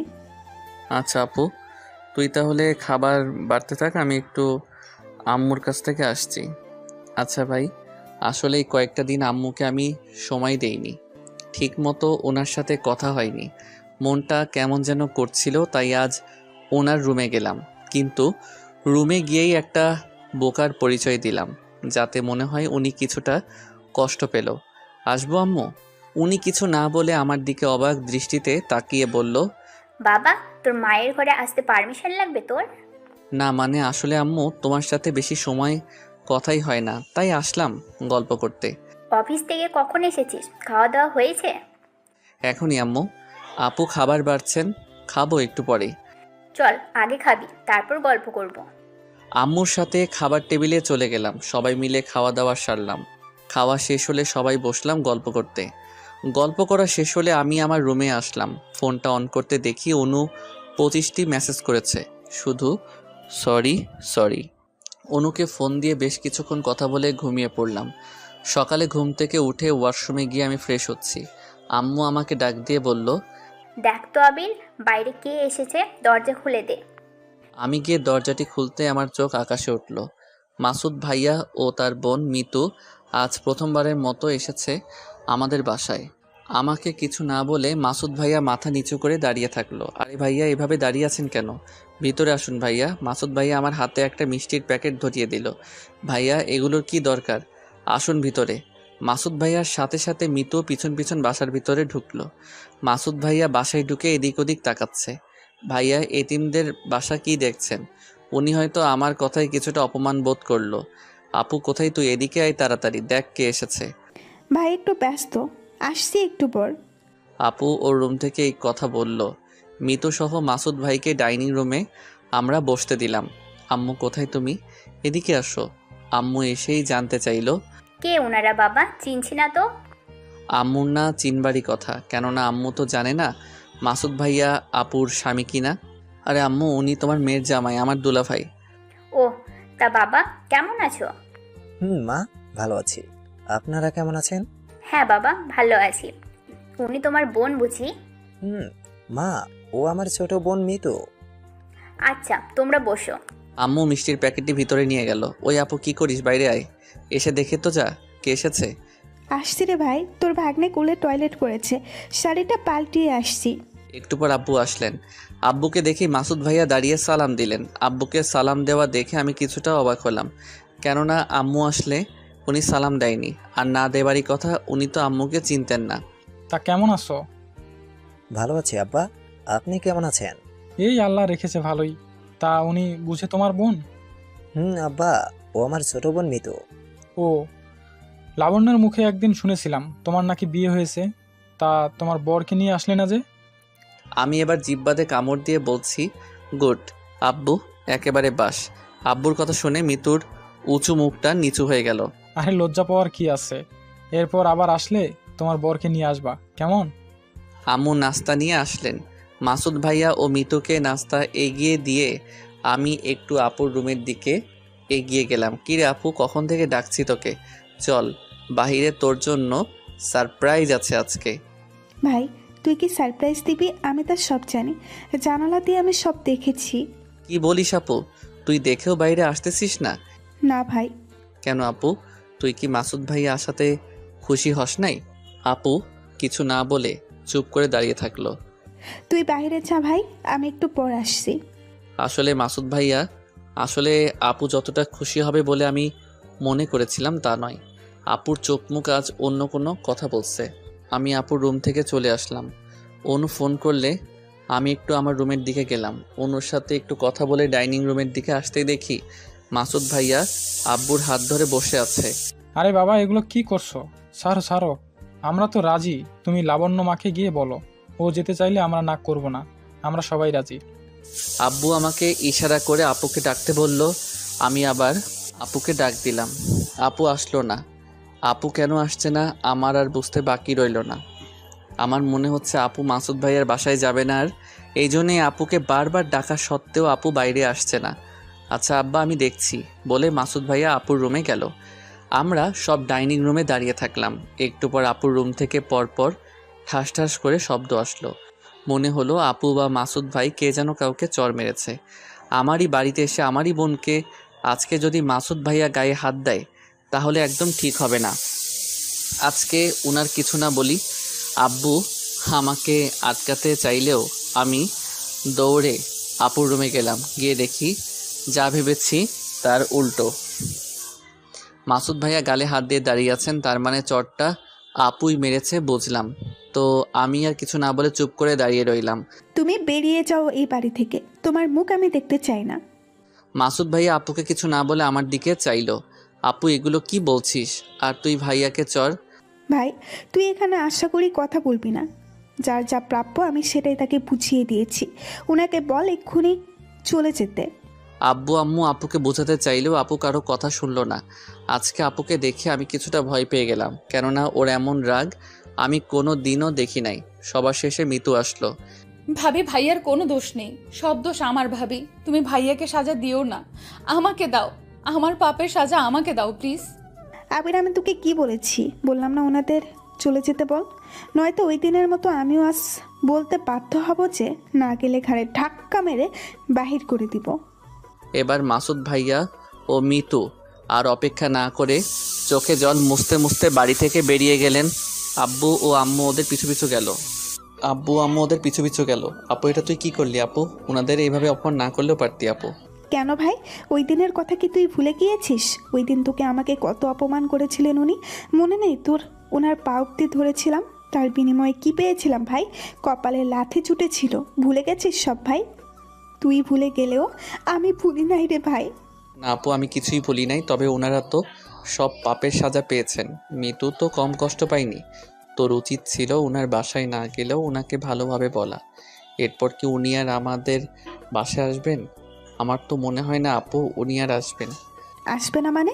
ও ঠিকই আসবে ভাই। ওর চোখের ভাষা এতদিন যা বলতো আজ তার উল্টোটা বলছে। ও ঠিকই আসবে আবার, তুই দেখে নিস। আচ্ছা আপু, তাই যেন হয়। ভাগ্নেকে নিয়ে আপুর রুম থেকে আমি চলে আসলাম। ভাগ্নেকে আমার বেডে বসে দিয়ে বলছি, তোমার আব্বুকে আজকে দেখলে ভাগ্নে? তুমি বড় হতভাগা ভাগ্নে, তোমার আব্বুকে এত কাছে পেয়েও আজকে ওনার কোলে চড়তে পারলে না। মনে মনে বলছি, আপু যা করেছে বেশ করেছে। আজ মাসুদ ভাইয়া উচিত শিক্ষা পেয়েছে। এই অপমান সহ্য করে উনি যদি আবার আপুকে নিতে আসেন তবেই বুঝবো উনি আপুকে সত্যি এখনো ভালোবাসেন। একটু পর আবার অনু আমাকে ফোন করলো। ওই কি করছো? অনু, তোমার সাথে রাতে কথা হবে, এখন একটু খারাপ লাগছে। খারাপ লাগছে কেন আবির? কি হয়েছে তোমার? আরে কিছু না, রাখো তো তুমি। ওই বলো প্লিজ, কি হয়েছে? আরে মাসুদ ভাইয়া আপুকে নিতে এসেছিলেন, কিন্তু আপু উনাকে অপমান করে তাড়িয়ে দিয়েছেন। ও আচ্ছা, বুঝলাম। এখন রাখো তুমি, রাতে কথা হবে। ফোন কেটে দিলাম। একটু পর দেখি আপুর রুম থেকে কান্নার শব্দ ভেসে আসছে। ভাগ্নেকে কোলে নিয়ে আপুর রুমে গিয়ে দেখি আপু কাঁদছে। আপু কি হয়েছে তোর, কাঁদছিস কেন তুই? ভাই আজকে ওনাকে আমি এই হাত দিয়ে মারলাম, আমি এ কি করলাম ভাই? আপু কাঁদিস না তো তুই, উনি আবার আসবেন দেখিস। আপু কান্না থামালে ভাগ্নেকে আপুর কোলে দিয়ে আমি রুমে চলে আসলাম। একটু পর ফোনটা বেজে উঠলো। ফোন হাতে নিয়ে দেখি মাসুদ ভাইয়া ফোন করেছেন। আমি ফোন ধরে কিছুক্ষণ কথা বললাম। উনি এবার জানতে চাইলো আপু কি করছেন। তোমার আপুকে ফোনটি দাও। আচ্ছা ভাইয়া ঠিক আছে। আমি আপুর কাছে ফোন নিয়ে গিয়ে বললাম, নে আপু, ভাইয়া ফোন করেছেন। আপুকে ফোন দিয়ে আমি রুমে চলে আসলাম। একটু পর আপু এসে আমায় ফোনটি দিয়ে গেল। আপুকে দেখে বুঝলাম ও এখন একটু খুশি। পরের দিন সকালে অনুর ফোনে আমার ঘুম ভাঙলো। হ্যালো আবির, বলো অনু। আজকে কি তুমি ফ্রি আছো? কেন? ফ্রি থাকলে চলো না, আজকে একটু দুজনে একসাথে ঘুরতে যাই কোথাও আবির। অফিস আছে, বিকাল টাইমে ফ্রি হব। আচ্ছা তাহলে আমরা আজকে বিকালেই ঘুরতে যাব। ঠিক আছে বলে অনুর সাথে একটু কথা বলে ফোনটি রেখে দিলাম। ফ্রেশ হয়ে সকালে নাস্তা সেরে নিলাম। অফিস যাওয়ার জন্য বের হতে আপু এসে বলল, ভাই চল, আমিও একটু বাইরে যাব কিছু কেনাকাটা করতে, আমায় ড্রপ করে দিস। আচ্ছা আপু। আপুকে এক শপিং মলের সামনে নামিয়ে দিয়ে আমি অফিসে চলে গেলাম। একটু কাজে ব্যস্ত আছি, এমন সময় ফোনটি বেজে উঠল। ফোন হাতে নিয়ে দেখি রং নম্বর, তাই ফোনটি কেটে দিলাম। পরপর 3বার ফোন কেটে দিলেও আবার ফোন আসলো, তাই এবার রিসিভ করলাম। হ্যালো, কে বলছেন? শালাবাবু, আমি তোমার দোলাভাই মাসুদ। ও আচ্ছা, কেমন আছেন দুলাভাই? নেটওয়ার্কের সমস্যার কারণে ফোনটি কেটে গেল। একটা বিষয় বুঝছি না আমি, মাসুদ ভাইয়া প্রতিনিয়ত নতুন নতুন নম্বর দিয়ে কেন আমায় ফোন করছেন?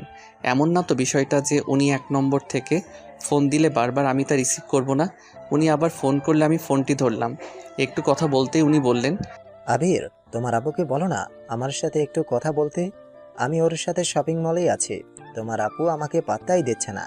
ভাইয়া আপুকে যদি এখন আমি ফোন করে আপনার সাথে কথা বলতে বলি, তাহলে সেদিন আপনাকে যেভাবে চট দিয়েছিল আজ বাসায় ফিরলে আমাকেও দিবে। আপু এখন অনেক পরিবর্তন হয়েছে, আমি আপনাদের ভিতরে নাই দুলাভাই। আচ্ছা শালাবাবু ঠিক আছে বলে মাসুদ ভাইয়া ফোন রেখে দিলেন। যাক, তাহলে এবার মাসুদ ভাইয়ার সব ভুল ভালোভাবে ভেঙে গিয়েছে।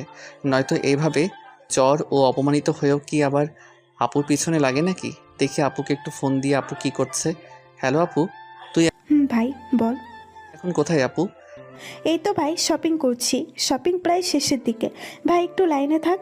কি হয়েছে এখানে? আপু ফোন না কাটাতে আমি সব শুনতে পাচ্ছি। ম্যাম, এই মানুষটি সেই কখন থেকে আপনাকে ফলো করছে। এই মানুষটা মনে হয় চোর টোর হবে, তাই আমরা সিসিটিভি দেখে ওনাকে আটকিয়েছি। আসলে আপনারা যা ভাবছেন উনি তা নন, উনি হলেন পুলিশ অফিসার, আমার রিলেটিভ উনি। ও সরি স্যার, আর সরি ম্যাম। আচ্ছা ঠিক আছে, আপনারা এখন যান। ধন্যবাদ লাবণ্য। আমি আসলে দেখুন, দয়া করে আপনি আমার পিছু নেবেন না। যে সম্পর্ক শেষ হয়ে গিয়েছে আমি আর তা চোরা লাগাতে চাই না। আপনি আমার সামনে না আসলে আমি খুশি হব। ভাই বল। আসলে আপনারা যা ভাবছেন উনি তা নন, উনি হলেন পুলিশ অফিসার, আমার রিলেটিভ উনি। আমি আপুকে কিছু না বলে ফোনটা কেটে দিলাম, কেননা আপুকে আমি যা বলতে চেয়েছিলাম তা বলার এখন আর দরকার নেই। অফিসের কাজ শেষ হলে বিকালে বাসায় ফিরলাম। বাসায় ফিরে ফ্রেশ হতে অনু ফোন করে বলল, কখন আসবে তুমি? এই তো ফ্রেশ হয়েছি, এখন একটু খেয়েই বার হব। খেও না, আমি তোমার জন্য কিছু রান্না করেছি। আচ্ছা অনু, আমি আসছি তাহলে। অনুর সাথে এক হোটেলে প্রবেশ করলাম। 2টি কফি অর্ডার করে দুজনে খেলাম। অনু এবার ওর রান্না করা খাবারগুলো বাইর করলো। ও আমাকে খাইয়ে দিতে চাইলে আমি না বললাম। এসব কি বলছো? আমি কি বাবু যে অনু তুমি আমাকে খাইয়ে দিবা? তুমি না কিছু বোঝো না আবির। মানে আমি আবার কি বুঝি না? এখানে কত মানুষ, তুমি কি দেখছো না অনু? তুমি আমাকে খাইয়ে দিলে সবাই কি ভাববে? এখন ঝগড়া বাদ দিয়ে খাও তো আবির। ও আমি তোমার সাথে ঝগড়া করছি অনু? না, আমি ঝগড়া করেছি। বলে অনু খাবারগুলো হাত দিয়ে ফেলে দিয়ে উঠে চলে গেল। আমি ফিরাতে চাইলেও ও থামলো না। অনু হঠাৎ এমন রেগে গেল কেন বুঝলাম না। আর আমিও একটা হাদারাম, ও আমার জন্য কষ্ট করে এত কিছু রান্না করে আনলো আর আমি কি না। ওয়েটারকে ডাক দিয়ে বিল দিলাম। ওয়েটার বিল নিয়ে টেবিলের নিচে তাকালো। বুঝলাম এগুলো পরিষ্কারের জন্য ও অতিরিক্ত কিছু টাকা চাইছে, তাই ওয়েটারকে কিছু টাকা দিয়ে উঠে আসতেই পিছন থেকে আবির বলে কেউ ডাক দিল। পিছনে ফিরে দেখে অপু বসে আছে। আমি এগিয়ে গিয়ে বললাম, বলো আপু। সবই তো দূর থেকে দেখলাম আবির। তা অনুর সাথে কি তোমার চক্কর চলছে নাকি? চলছে। হঠাৎ এই প্রশ্ন? না, এমনি মেতুকে ছেড়ে অনুকে নিয়ে পড়লে তাই আর কি। কোন অপু? মিতুকে ছেড়ে মানে? মিতুকে কি আমি ভালোবাসি নাকি যে ওকে ছাড়বো আমি? আর মিতু তোমার বিয়ে করা বউ, সো এমন সেকেন্ড হ্যান্ড আমার কেউ হতে পারে না, বুঝেছো? পরবর্তীতে কথাবার্তা একটু সাবধানে বলবা, ঠিক আছে? আরে আবির, তুমি রাগ করছো কেন? অপু, আমি আর কিছু না বলে বাসায় চলে আসার জন্য বেরিয়ে আসতে দেখি অনু আমার জন্য দাঁড়িয়ে আছে। আমি অনুকে দেখেও না দেখার ভান করে পাশ দিয়ে যেতে ও আমাকে পিছন থেকে এসে জড়িয়ে ধরলো। সরি আবির, প্লিজ আর এমন করব না আমি। আচ্ছা ঠিক আছে, এখন ছাড়ো, আমায় মানুষ দেখছে সব। অনু আমাকে ছেড়ে দিল। তুমি না পুরাই আনরোম্যান্টিক আবির। আমি আনরোমান্টিকই? তোমার সমস্যা কোনো? সমস্যা কেন হবে? আর শুধু শুধু রাগ করছো কেন? সরি বলেছি তো। আচ্ছা চলো এবার বাসার দিকে যাই। একটা রিক্সাতে অনু আমি উঠলাম। গল্প করতে করতে ওর বাসার সামনে আসলে অনুকে নামিয়ে দিয়ে আমি বাসায় চলে আসলাম। বাসায় ঢুকতে মিতুকে দেখে আব্বু আম্মুর সাথে ডাইনিং রুমে বসে গল্প করছে। মিতুর কোলে আমার ভাগ্নে। আমাকে দেখে মিতু ওর মুখটি নিচে নামিয়ে নিল। আম্মু, মাসুদ ভাইয়া এসেছেন নাকি? বাবা, উনি লাবণ্যের রুমে। ও, তা কখন এসেছেন আম্মু? ওনাদের আসা তো অনেকক্ষণই হলো বাবা। ও, খাওয়া দাওয়া হয়েছে আম্মু? না, হয়নি, সবাই একসাথে খাবো বলে বসে আছি। হঠাৎ আপু আর মাসুদ ভাইয়াকে একসাথে রুম থেকে বের হতে দেখে আমার মনে হলো তার মানে আপু মাসুদ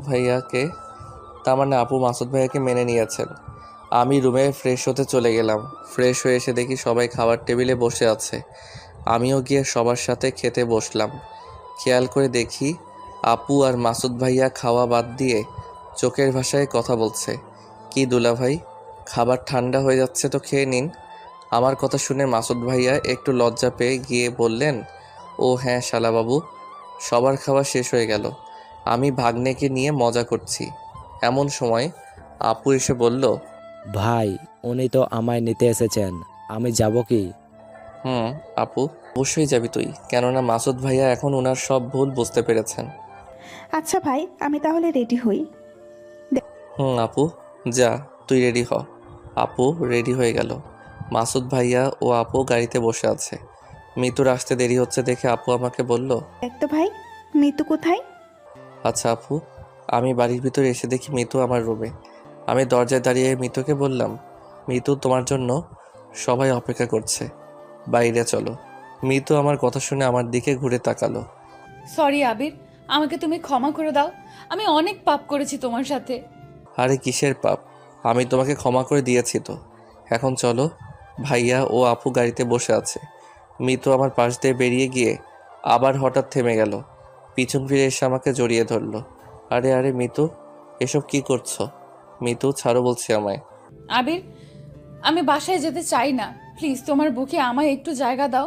আমি ভুল মানুষের পেছনে ছুটতে ছুটতে এখন বুঝেছি আসলে প্রকৃত ভালোবাসাটা কাকে বলে। আমাকে ক্ষমা করে দিয়ে তোমার আপন করে নাও প্লিজ আবির। ছি মিতু, এসব কি বলছো তুমি? আর আমাকে ছাড়বে কি? সবাই এসে দেখে ফেললে আজকে আবার উল্টাপাল্টা কিছু বুঝে বসবে। ছাড়ো বলছি। মিতু আমাকে ছেড়ে দিয়ে বলল, আবির, তোমাকে আমি ভালোবাসি, তোমাকে পাওয়ার জন্য, আমির হক নষ্ট না করার জন্য। ওই দিন অপুকে বিয়ে করে বাসর রাতেও আমাকে স্পর্শ করতে দেইনি। আমার জীবনের শুধু এখন দুইটাই লক্ষ্য, এক তোমার বউ হওয়া আর নয়তো মরে যাওয়া। দেখো মিতু, পাগলামি করো না। মাথা থেকে সব ভূত ঝেড়ে ফেলো। আমি যা বলছি তাই করব। মিতু চোখে জল নিয়ে চলে গেল। আমি ওর পিছন পিছন এসে ওদের বাই জানালাম। ওরা সবাই চলে গেল। আমরা বাসায় ঢুকতেই বাসাটা কেমন জানি ফাঁকা ফাঁকা লাগছে। এতদিন বাসাটা আনন্দে ভরপুর ছিল। মা ভাগ্নেকে নিয়ে সারাক্ষণ মজা করতো, বাসায় কত চিল্লাচিল্লি হতো। আর আজকে যেন বাসাটি নীরবতায় রূপ নিল। আমি রুমে চলে গেলাম। মতু আমাকে পাওয়ার জন্য আবার উল্টোপাল্টা কিছু করে বসবে না তো? ও আবার আপুর সংসারে ঝামেলা পাকিয়ে দিবে না তো? এসব ভাবতে ভাবতে আমার খুব টেনশন হতে লাগলো। আমি একটু শুয়ে পড়লাম। একটু পর অনু ফোন দিল।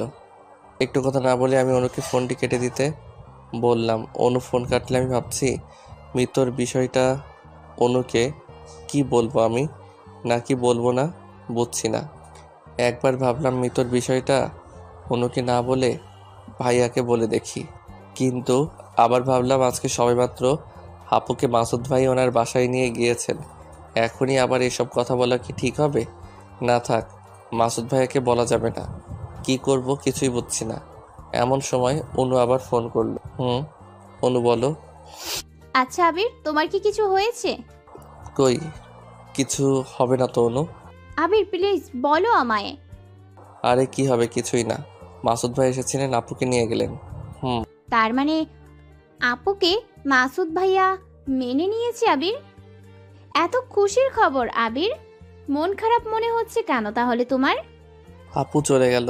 আমার ভাগ্নেটার সাথে কত মজা করতাম, আজকে ও নাই, তাই একটু খারাপ লাগছে আর কি। ও আচ্ছা। অনু, কালকে ফ্রি আছো? চলো না, কালকে একটু একসাথে কোথাও ঘুরতে যাই। আচ্ছা ফ্রি আছি। তাহলে কাল তো অফিস ছুটি, সকাল সকাল বার হয়ে যাবেও তাহলে। অনু ঠিক আছে বলল। কিছুক্ষণ কথা বলে ফোনটি রেখে দিলাম। পরের দিন গাড়ি নিয়ে অনুর বাসার সামনে চলে গেলাম। অনুকে নিয়ে চললাম ঘুরতে। একটু ঘোরাঘুরি করার পর এক দোকানের পাশে এক গাছের নিচে বসলাম। দোকানদারকে 2টি চা দিতে বললাম। চা খেতে গেলে অনু বলল, চা পরে খাবে, আগে এগুলো খেয়ে নাও। তার মানে আজকেও তুমি রান্না করে নিয়ে এসেছো অনু? ভয় পেও না তুমি, আজকে তোমাকে খাইয়ে দিতে চাইবো না। আচ্ছা আচ্ছা ঠিক আছে। অনুর হাতে রান্না করা খাবারগুলো খেলাম। বেশ ভালো রান্না করেছে অনু, তাই ওকে ধন্যবাদ জানালাম। খাওয়া দাওয়া শেষ। হঠাৎ আপু ফোন দিল। আপু কেমন আছিস? ভালো আছি ভাই, তুই কেমন আছিস? ভালো আপু। ভাগ্নে কি করছে? ভাই আর বলিস না, আসার পর থেকে তোর ভাগ্নের শুধু মামা মামা করছে। কাল আয় একটু বেরিয়ে যা। আচ্ছা আপু, অনু কি নিয়ে আসবো সাথে? আচ্ছা কাল আসিস তাহলে। বলে ফোন রেখে দিলাম।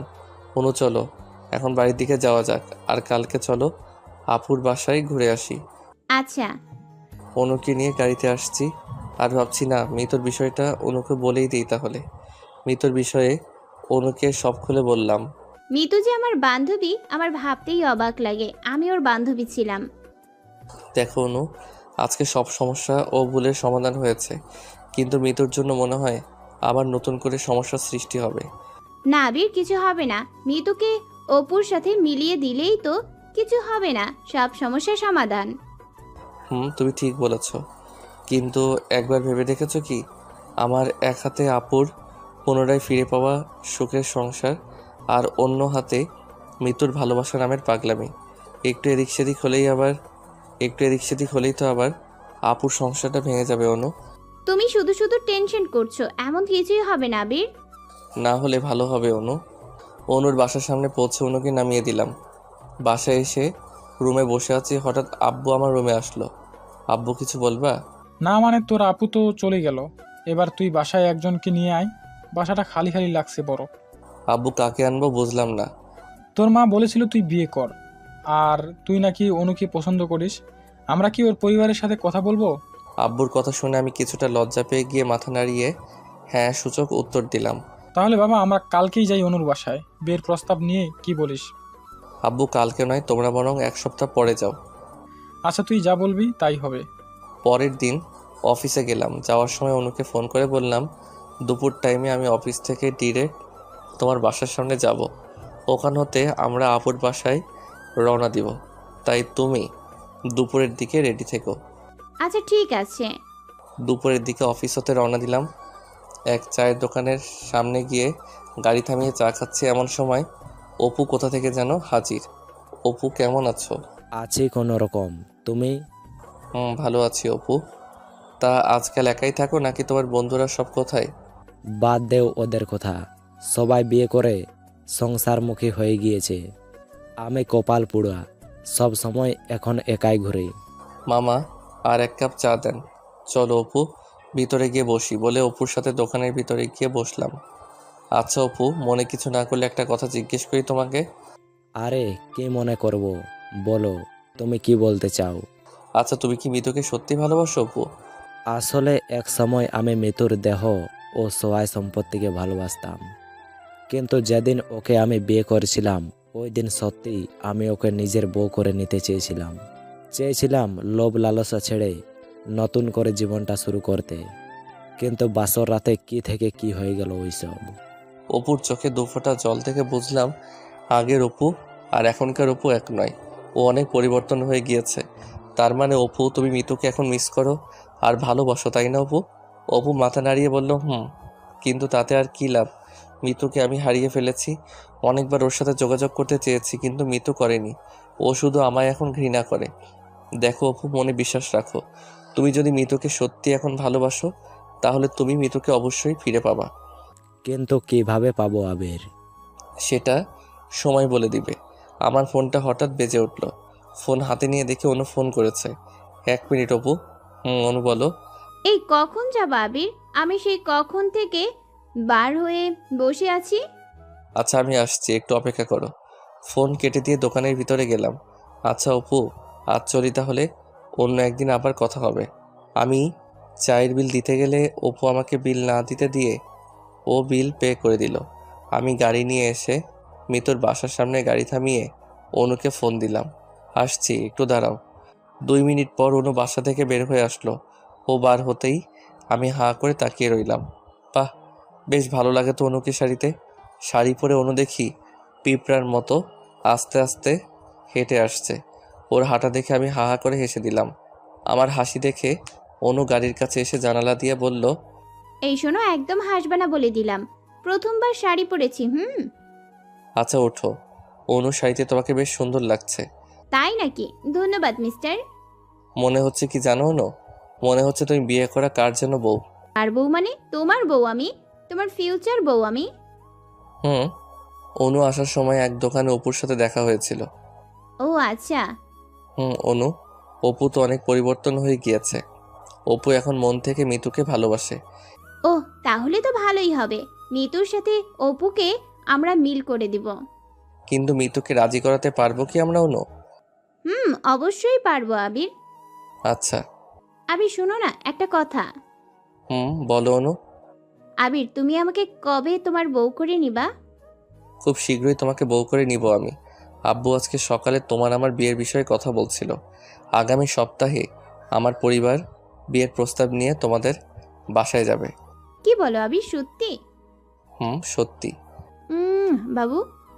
আমি কিছু বুঝে ওঠার আগেই অনু আমাকে পুরো 10 সেকেন্ডের একটা চুমু আমার গালে বসিয়ে দিল। অনুকে আমি এক ঝাঁকি দিয়ে বললাম, এসব কি অনু? দেখ, তুমি একদম আনরোম্যান্টিক আবির। আমার হবু বরকে আমি চুমু দিয়েছি, তাতে কি হয়েছে? দেখো অনু, বিয়ের আগে এসব রোমান্টিকতার নামে লুচ্চামি করা হারাম। আমি চাই না বিয়ের আগে তোমাকে স্পর্শ করে দেখতে, রোমান্টিকতার নামে এমন নষ্টামি করতে। আর তুমি সবসময় আমাকে আনরোমান্টিক বলো, তাই না? আগে বউ হোক, তারপর বুঝবে আমি রোমান্টিক নাকি আনরোমান্টিক। সারাদিন শাড়ির আঁচল টানবো। ও আচ্ছা, তাই? আমিও দেখবো তাহলে। আপুর বাসায় পৌঁছে গেলাম। গেট দিয়ে দুটো হর্ন দিতেই দারোয়ান গেট খুলে দিল। আমি গাড়ি জানালা দিয়ে মাথা বার করে বললাম, কেমন আছেন চাচা? ভালো। তুমি কেমন আছো বলতে গিয়ে চাচার মুখে কথাটি আটকে গেল, কেননা আমাকে এইভাবে দেখে হয়তো উনি অবাক হয়ে গিয়েছেন। গাড়ি থেকে নামতে আপু ভাগ্নেকে কোলে নিয়ে বেরিয়ে আসলো। আমার গুলুমুলু ভাগ্নেটা কেমন আছে বলে ভাগ্নেকে কোলে নিলাম। অনুর সাথে আপু গল্প করতে করতে আমার পিছনে আসছে, আর আমি ভাগ্নেকে কোলে নিয়ে আগে বাসায় ঢুকলাম। আমাকে দেখে মিতু অনেক খুশি হলো, কিন্তু ওর খুশি ভরা মুখটা নিমিষেই কালো হয়ে গেল আপুর সাথে অনুকে দেখে। মিতু হয়তো ভেবেছে আমি আর অনু মনে হয় বিয়ে করে ফেলেছি। মিতুকে নাস্তার ব্যবস্থা করার জন্য আপু ইশারা করলো, কিন্তু মিতু আপুর কথা না শুনে দাঁড়িয়ে রইল। তাই আপু আমাদের বসতে দিয়ে নাস্তার ব্যবস্থা করতে চলে গেলেন। আমিও অনু বসলাম। মিতুকে অনু বসতে বলল, কিন্তু মিতু অনুকে ডেকে নিয়ে একটু সাইডে গেল। একটু পর অনু আসলে আমি জানতে চাইলাম মিতু ওকে কি বলল। অনু একটু মুচকি হাসি দিয়ে বলল, মিতু ভেবেছে তোমার সাথে আমার বিয়ে হয়ে গিয়েছে, তাই আমাকে ডেকে বলল যে আমরা কবে বিয়ে করেছি। ও তা তুমি কি বললে অনু? আমি বলেছি বিয়ে করিনি, তবে খুব তাড়াতাড়ি আমরা বিয়ে করব। ও শুনো অন্য, মিতু হয়তো আমার কথা নাও বিশ্বাস করতে পারে, তাই তুমি মিতুকে সব খুলে বলবা। তোমার আমার ভালোবাসার কথা বলবা। আশা করি ও একজন মেয়ে হয়ে তোমার সব কথাও বুঝবে। আর অপুর বিষয়টাও মিতুকে বলবা। আবির, সব বলবো আমি আজকেই মিতুকে সব বললে কেমন হয় আবির? আজকেই তো বলতে হবে, কেননা আমরা তো সন্ধ্যার দিকে বাসায় চলে যাব। আবির, আমার মনে হয় তোমার আপুকেও আমাদের সব জানানো উচিত। অনু, আপু নাস্তা নিয়ে আসলে আমি আপুকে সব বলবো, আর তুমি নাস্তা শেষ হলে মিতুকে বলবা। আচ্ছা আবির। একটু পর আপু নাস্তা নিয়ে আসলো। আমি নাস্তা খেতে খেতে আপুকে সব কথা খুলে বললাম।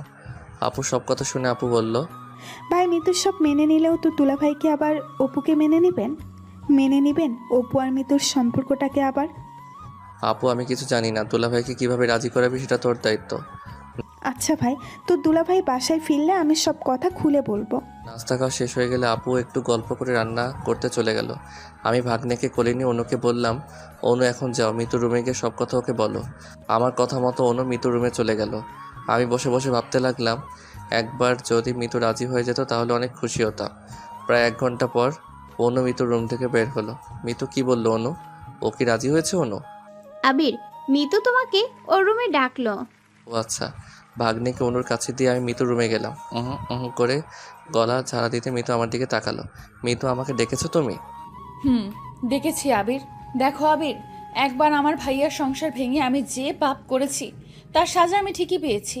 এখন আবার আমি তোমার আর অনুর মাঝে কাটা হয়ে দাঁড়াতে চাই না।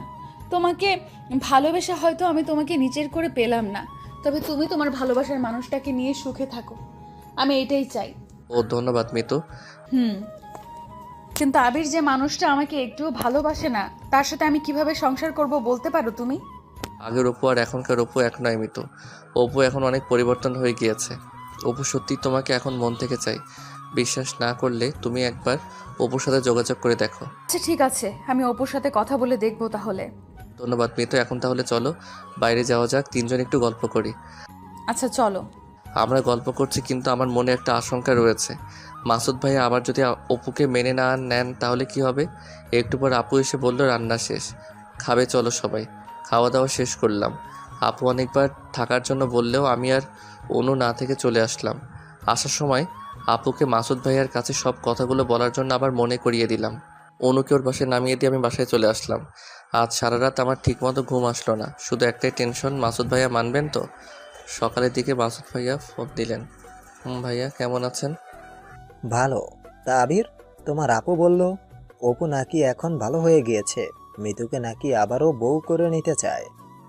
ভাইয়া, আমি অপুর সাথে কথা বলেছি। অপু এখন সত্যি ভালো হয়ে গিয়েছে। আপনি চাইলে ওর সাথে কথা বলে দেখতে পারেন। আচ্ছা আবির। উনি ফোনটা কেটে দিলেন। আমি অনেক খুশি হয়ে গেলাম, কেননা মাসুদ ভাইয়া নিশ্চিত রাজি হয়ে যাবে। 2 দিন পর ফোন করে জানালো ভাই সব ঠিকঠাক হয়ে গিয়েছে। বাবা, আমরা এখন তাহলে অনুর বাসায় বিয়ের প্রস্তাব নিয়ে যাই। আমি কিছুটা লজ্জা পেয়ে গিয়ে মাথা নাড়িয়ে জানালাম। রুমে এসে অনুকে আবার ফোন দিতে যাব, কি এক রং নাম্বার হতে ফোন আসলো। হ্যালো, কে? আমি অপু। আবির, তোমাকে কি বলে যে ধন্যবাদ জানাবো তার ভাষা আমার জানা নেই আবির। তোমার জন্য আবার আমি মিতুকে ফিরে পেলাম। আজকে আসো, আমার বাবা মা যাচ্ছে মিতুকে নিয়ে আসতে। ও ভালো। অপু, আমি যেতে পারছি না। আর ধন্যবাদ দিয়ে ছোট করো না। আচ্ছা আবির। অপুর সাথে কথা বলা হয়ে গেলে এবার আবার অনুকে ফোন দিলাম। অনু, বিয়ের প্রস্তাব নিয়ে কালকে আব্বু আম্মু তোমাদের বাসায় যাবেন। কি বলো সত্যি আবির? অনু, আর তোমার আব্বুর ফোন নাম্বারটা দাও, আমি ওনাকে ফোন করে জানিয়ে দিই। আবির, ফোন করতে হবে না, আমি আব্বুকে তোমার আমার বিষয়ে সব বলে দিয়েছি, উনি রাজি আছেন। কি বলো তুমি এসব? সত্যি। আর শোনো, আব্বু বাসায় ফিরলে ওনাকে বলবো যে তোমরা কালকে আমাকে দেখতে আসবা। আয় অনু, তুমি মেয়ে হয়ে তোমার আব্বুকে এইসব কথা বলবা? ওই হাসছো কেন? আব্বু আমার বেস্ট ফ্রেন্ড, তাই ওনার কাছে আমি কিছু লুকাই না, বুঝেছো? ও আচ্ছা, ভালো তো। এই আনরোমান্টিকটাই আমার বর হবে। আনরোমান্টিক কি রোমান্টিক? দাও বিয়েটা হোক খালি, তারপর বুঝিয়ে দিব। একটু কথা বলে ফোনটা রেখে দিলাম। বাসরাতে ঢুকে দেখি অনু লাল বেনারসি পরে মুখটা ঘোমটা দিয়ে বসে আছে। আমি গিয়ে অনুর ঘোমটাটা সরালাম। মহারানী, এত লজ্জা কিসের? হ্যাঁ, এতদিন তো ভালোই আমাকে আনরোমান্টিক আনরোমান্টিক বলে চিল্লাইতা। চলো আজ বুঝিয়ে দেই আমি আনরোম্যান্টিক নাকি রোমান্টিক। আচ্ছা আমিও দেখবো তোমার বাহাদুরি। অনু আমি নতুন জীবনে পা দিয়ে দিলাম। পরের দিন সকালে ঘুম থেকে উঠে দেখি অনু আয়নার সামনে চুল বাঁধছে। অনুকে এলোমেলো চুলে দেখে আমি গিয়ে পিছন থেকে ওকে জড়িয়ে ধরলাম। এই কি করছো তুমি, ছাড়ো। কেন ছাড়বো বলে অনুকে কোলে তুলে দিয়ে ওকে একটা চুমু দিয়ে বেডে শুয়ে দিলাম। ওই এখনই আবার? মহারানী আমি আনরোমান্টিক তাই না? রাতে তো বুঝিয়েছি, এখন আবার একটু বুঝাই দিই কেমন? আচ্ছা বাবু। কি আজ আবার বাপু বলে ডাকলে? অনুকে হাত তুলে চড় মারতে যাব কি ও ওর মুখটি ভয় লুকিয়ে নিল। আমি চড় না মেরে ওর কপালে একটা চুমু এঁকে দিলাম।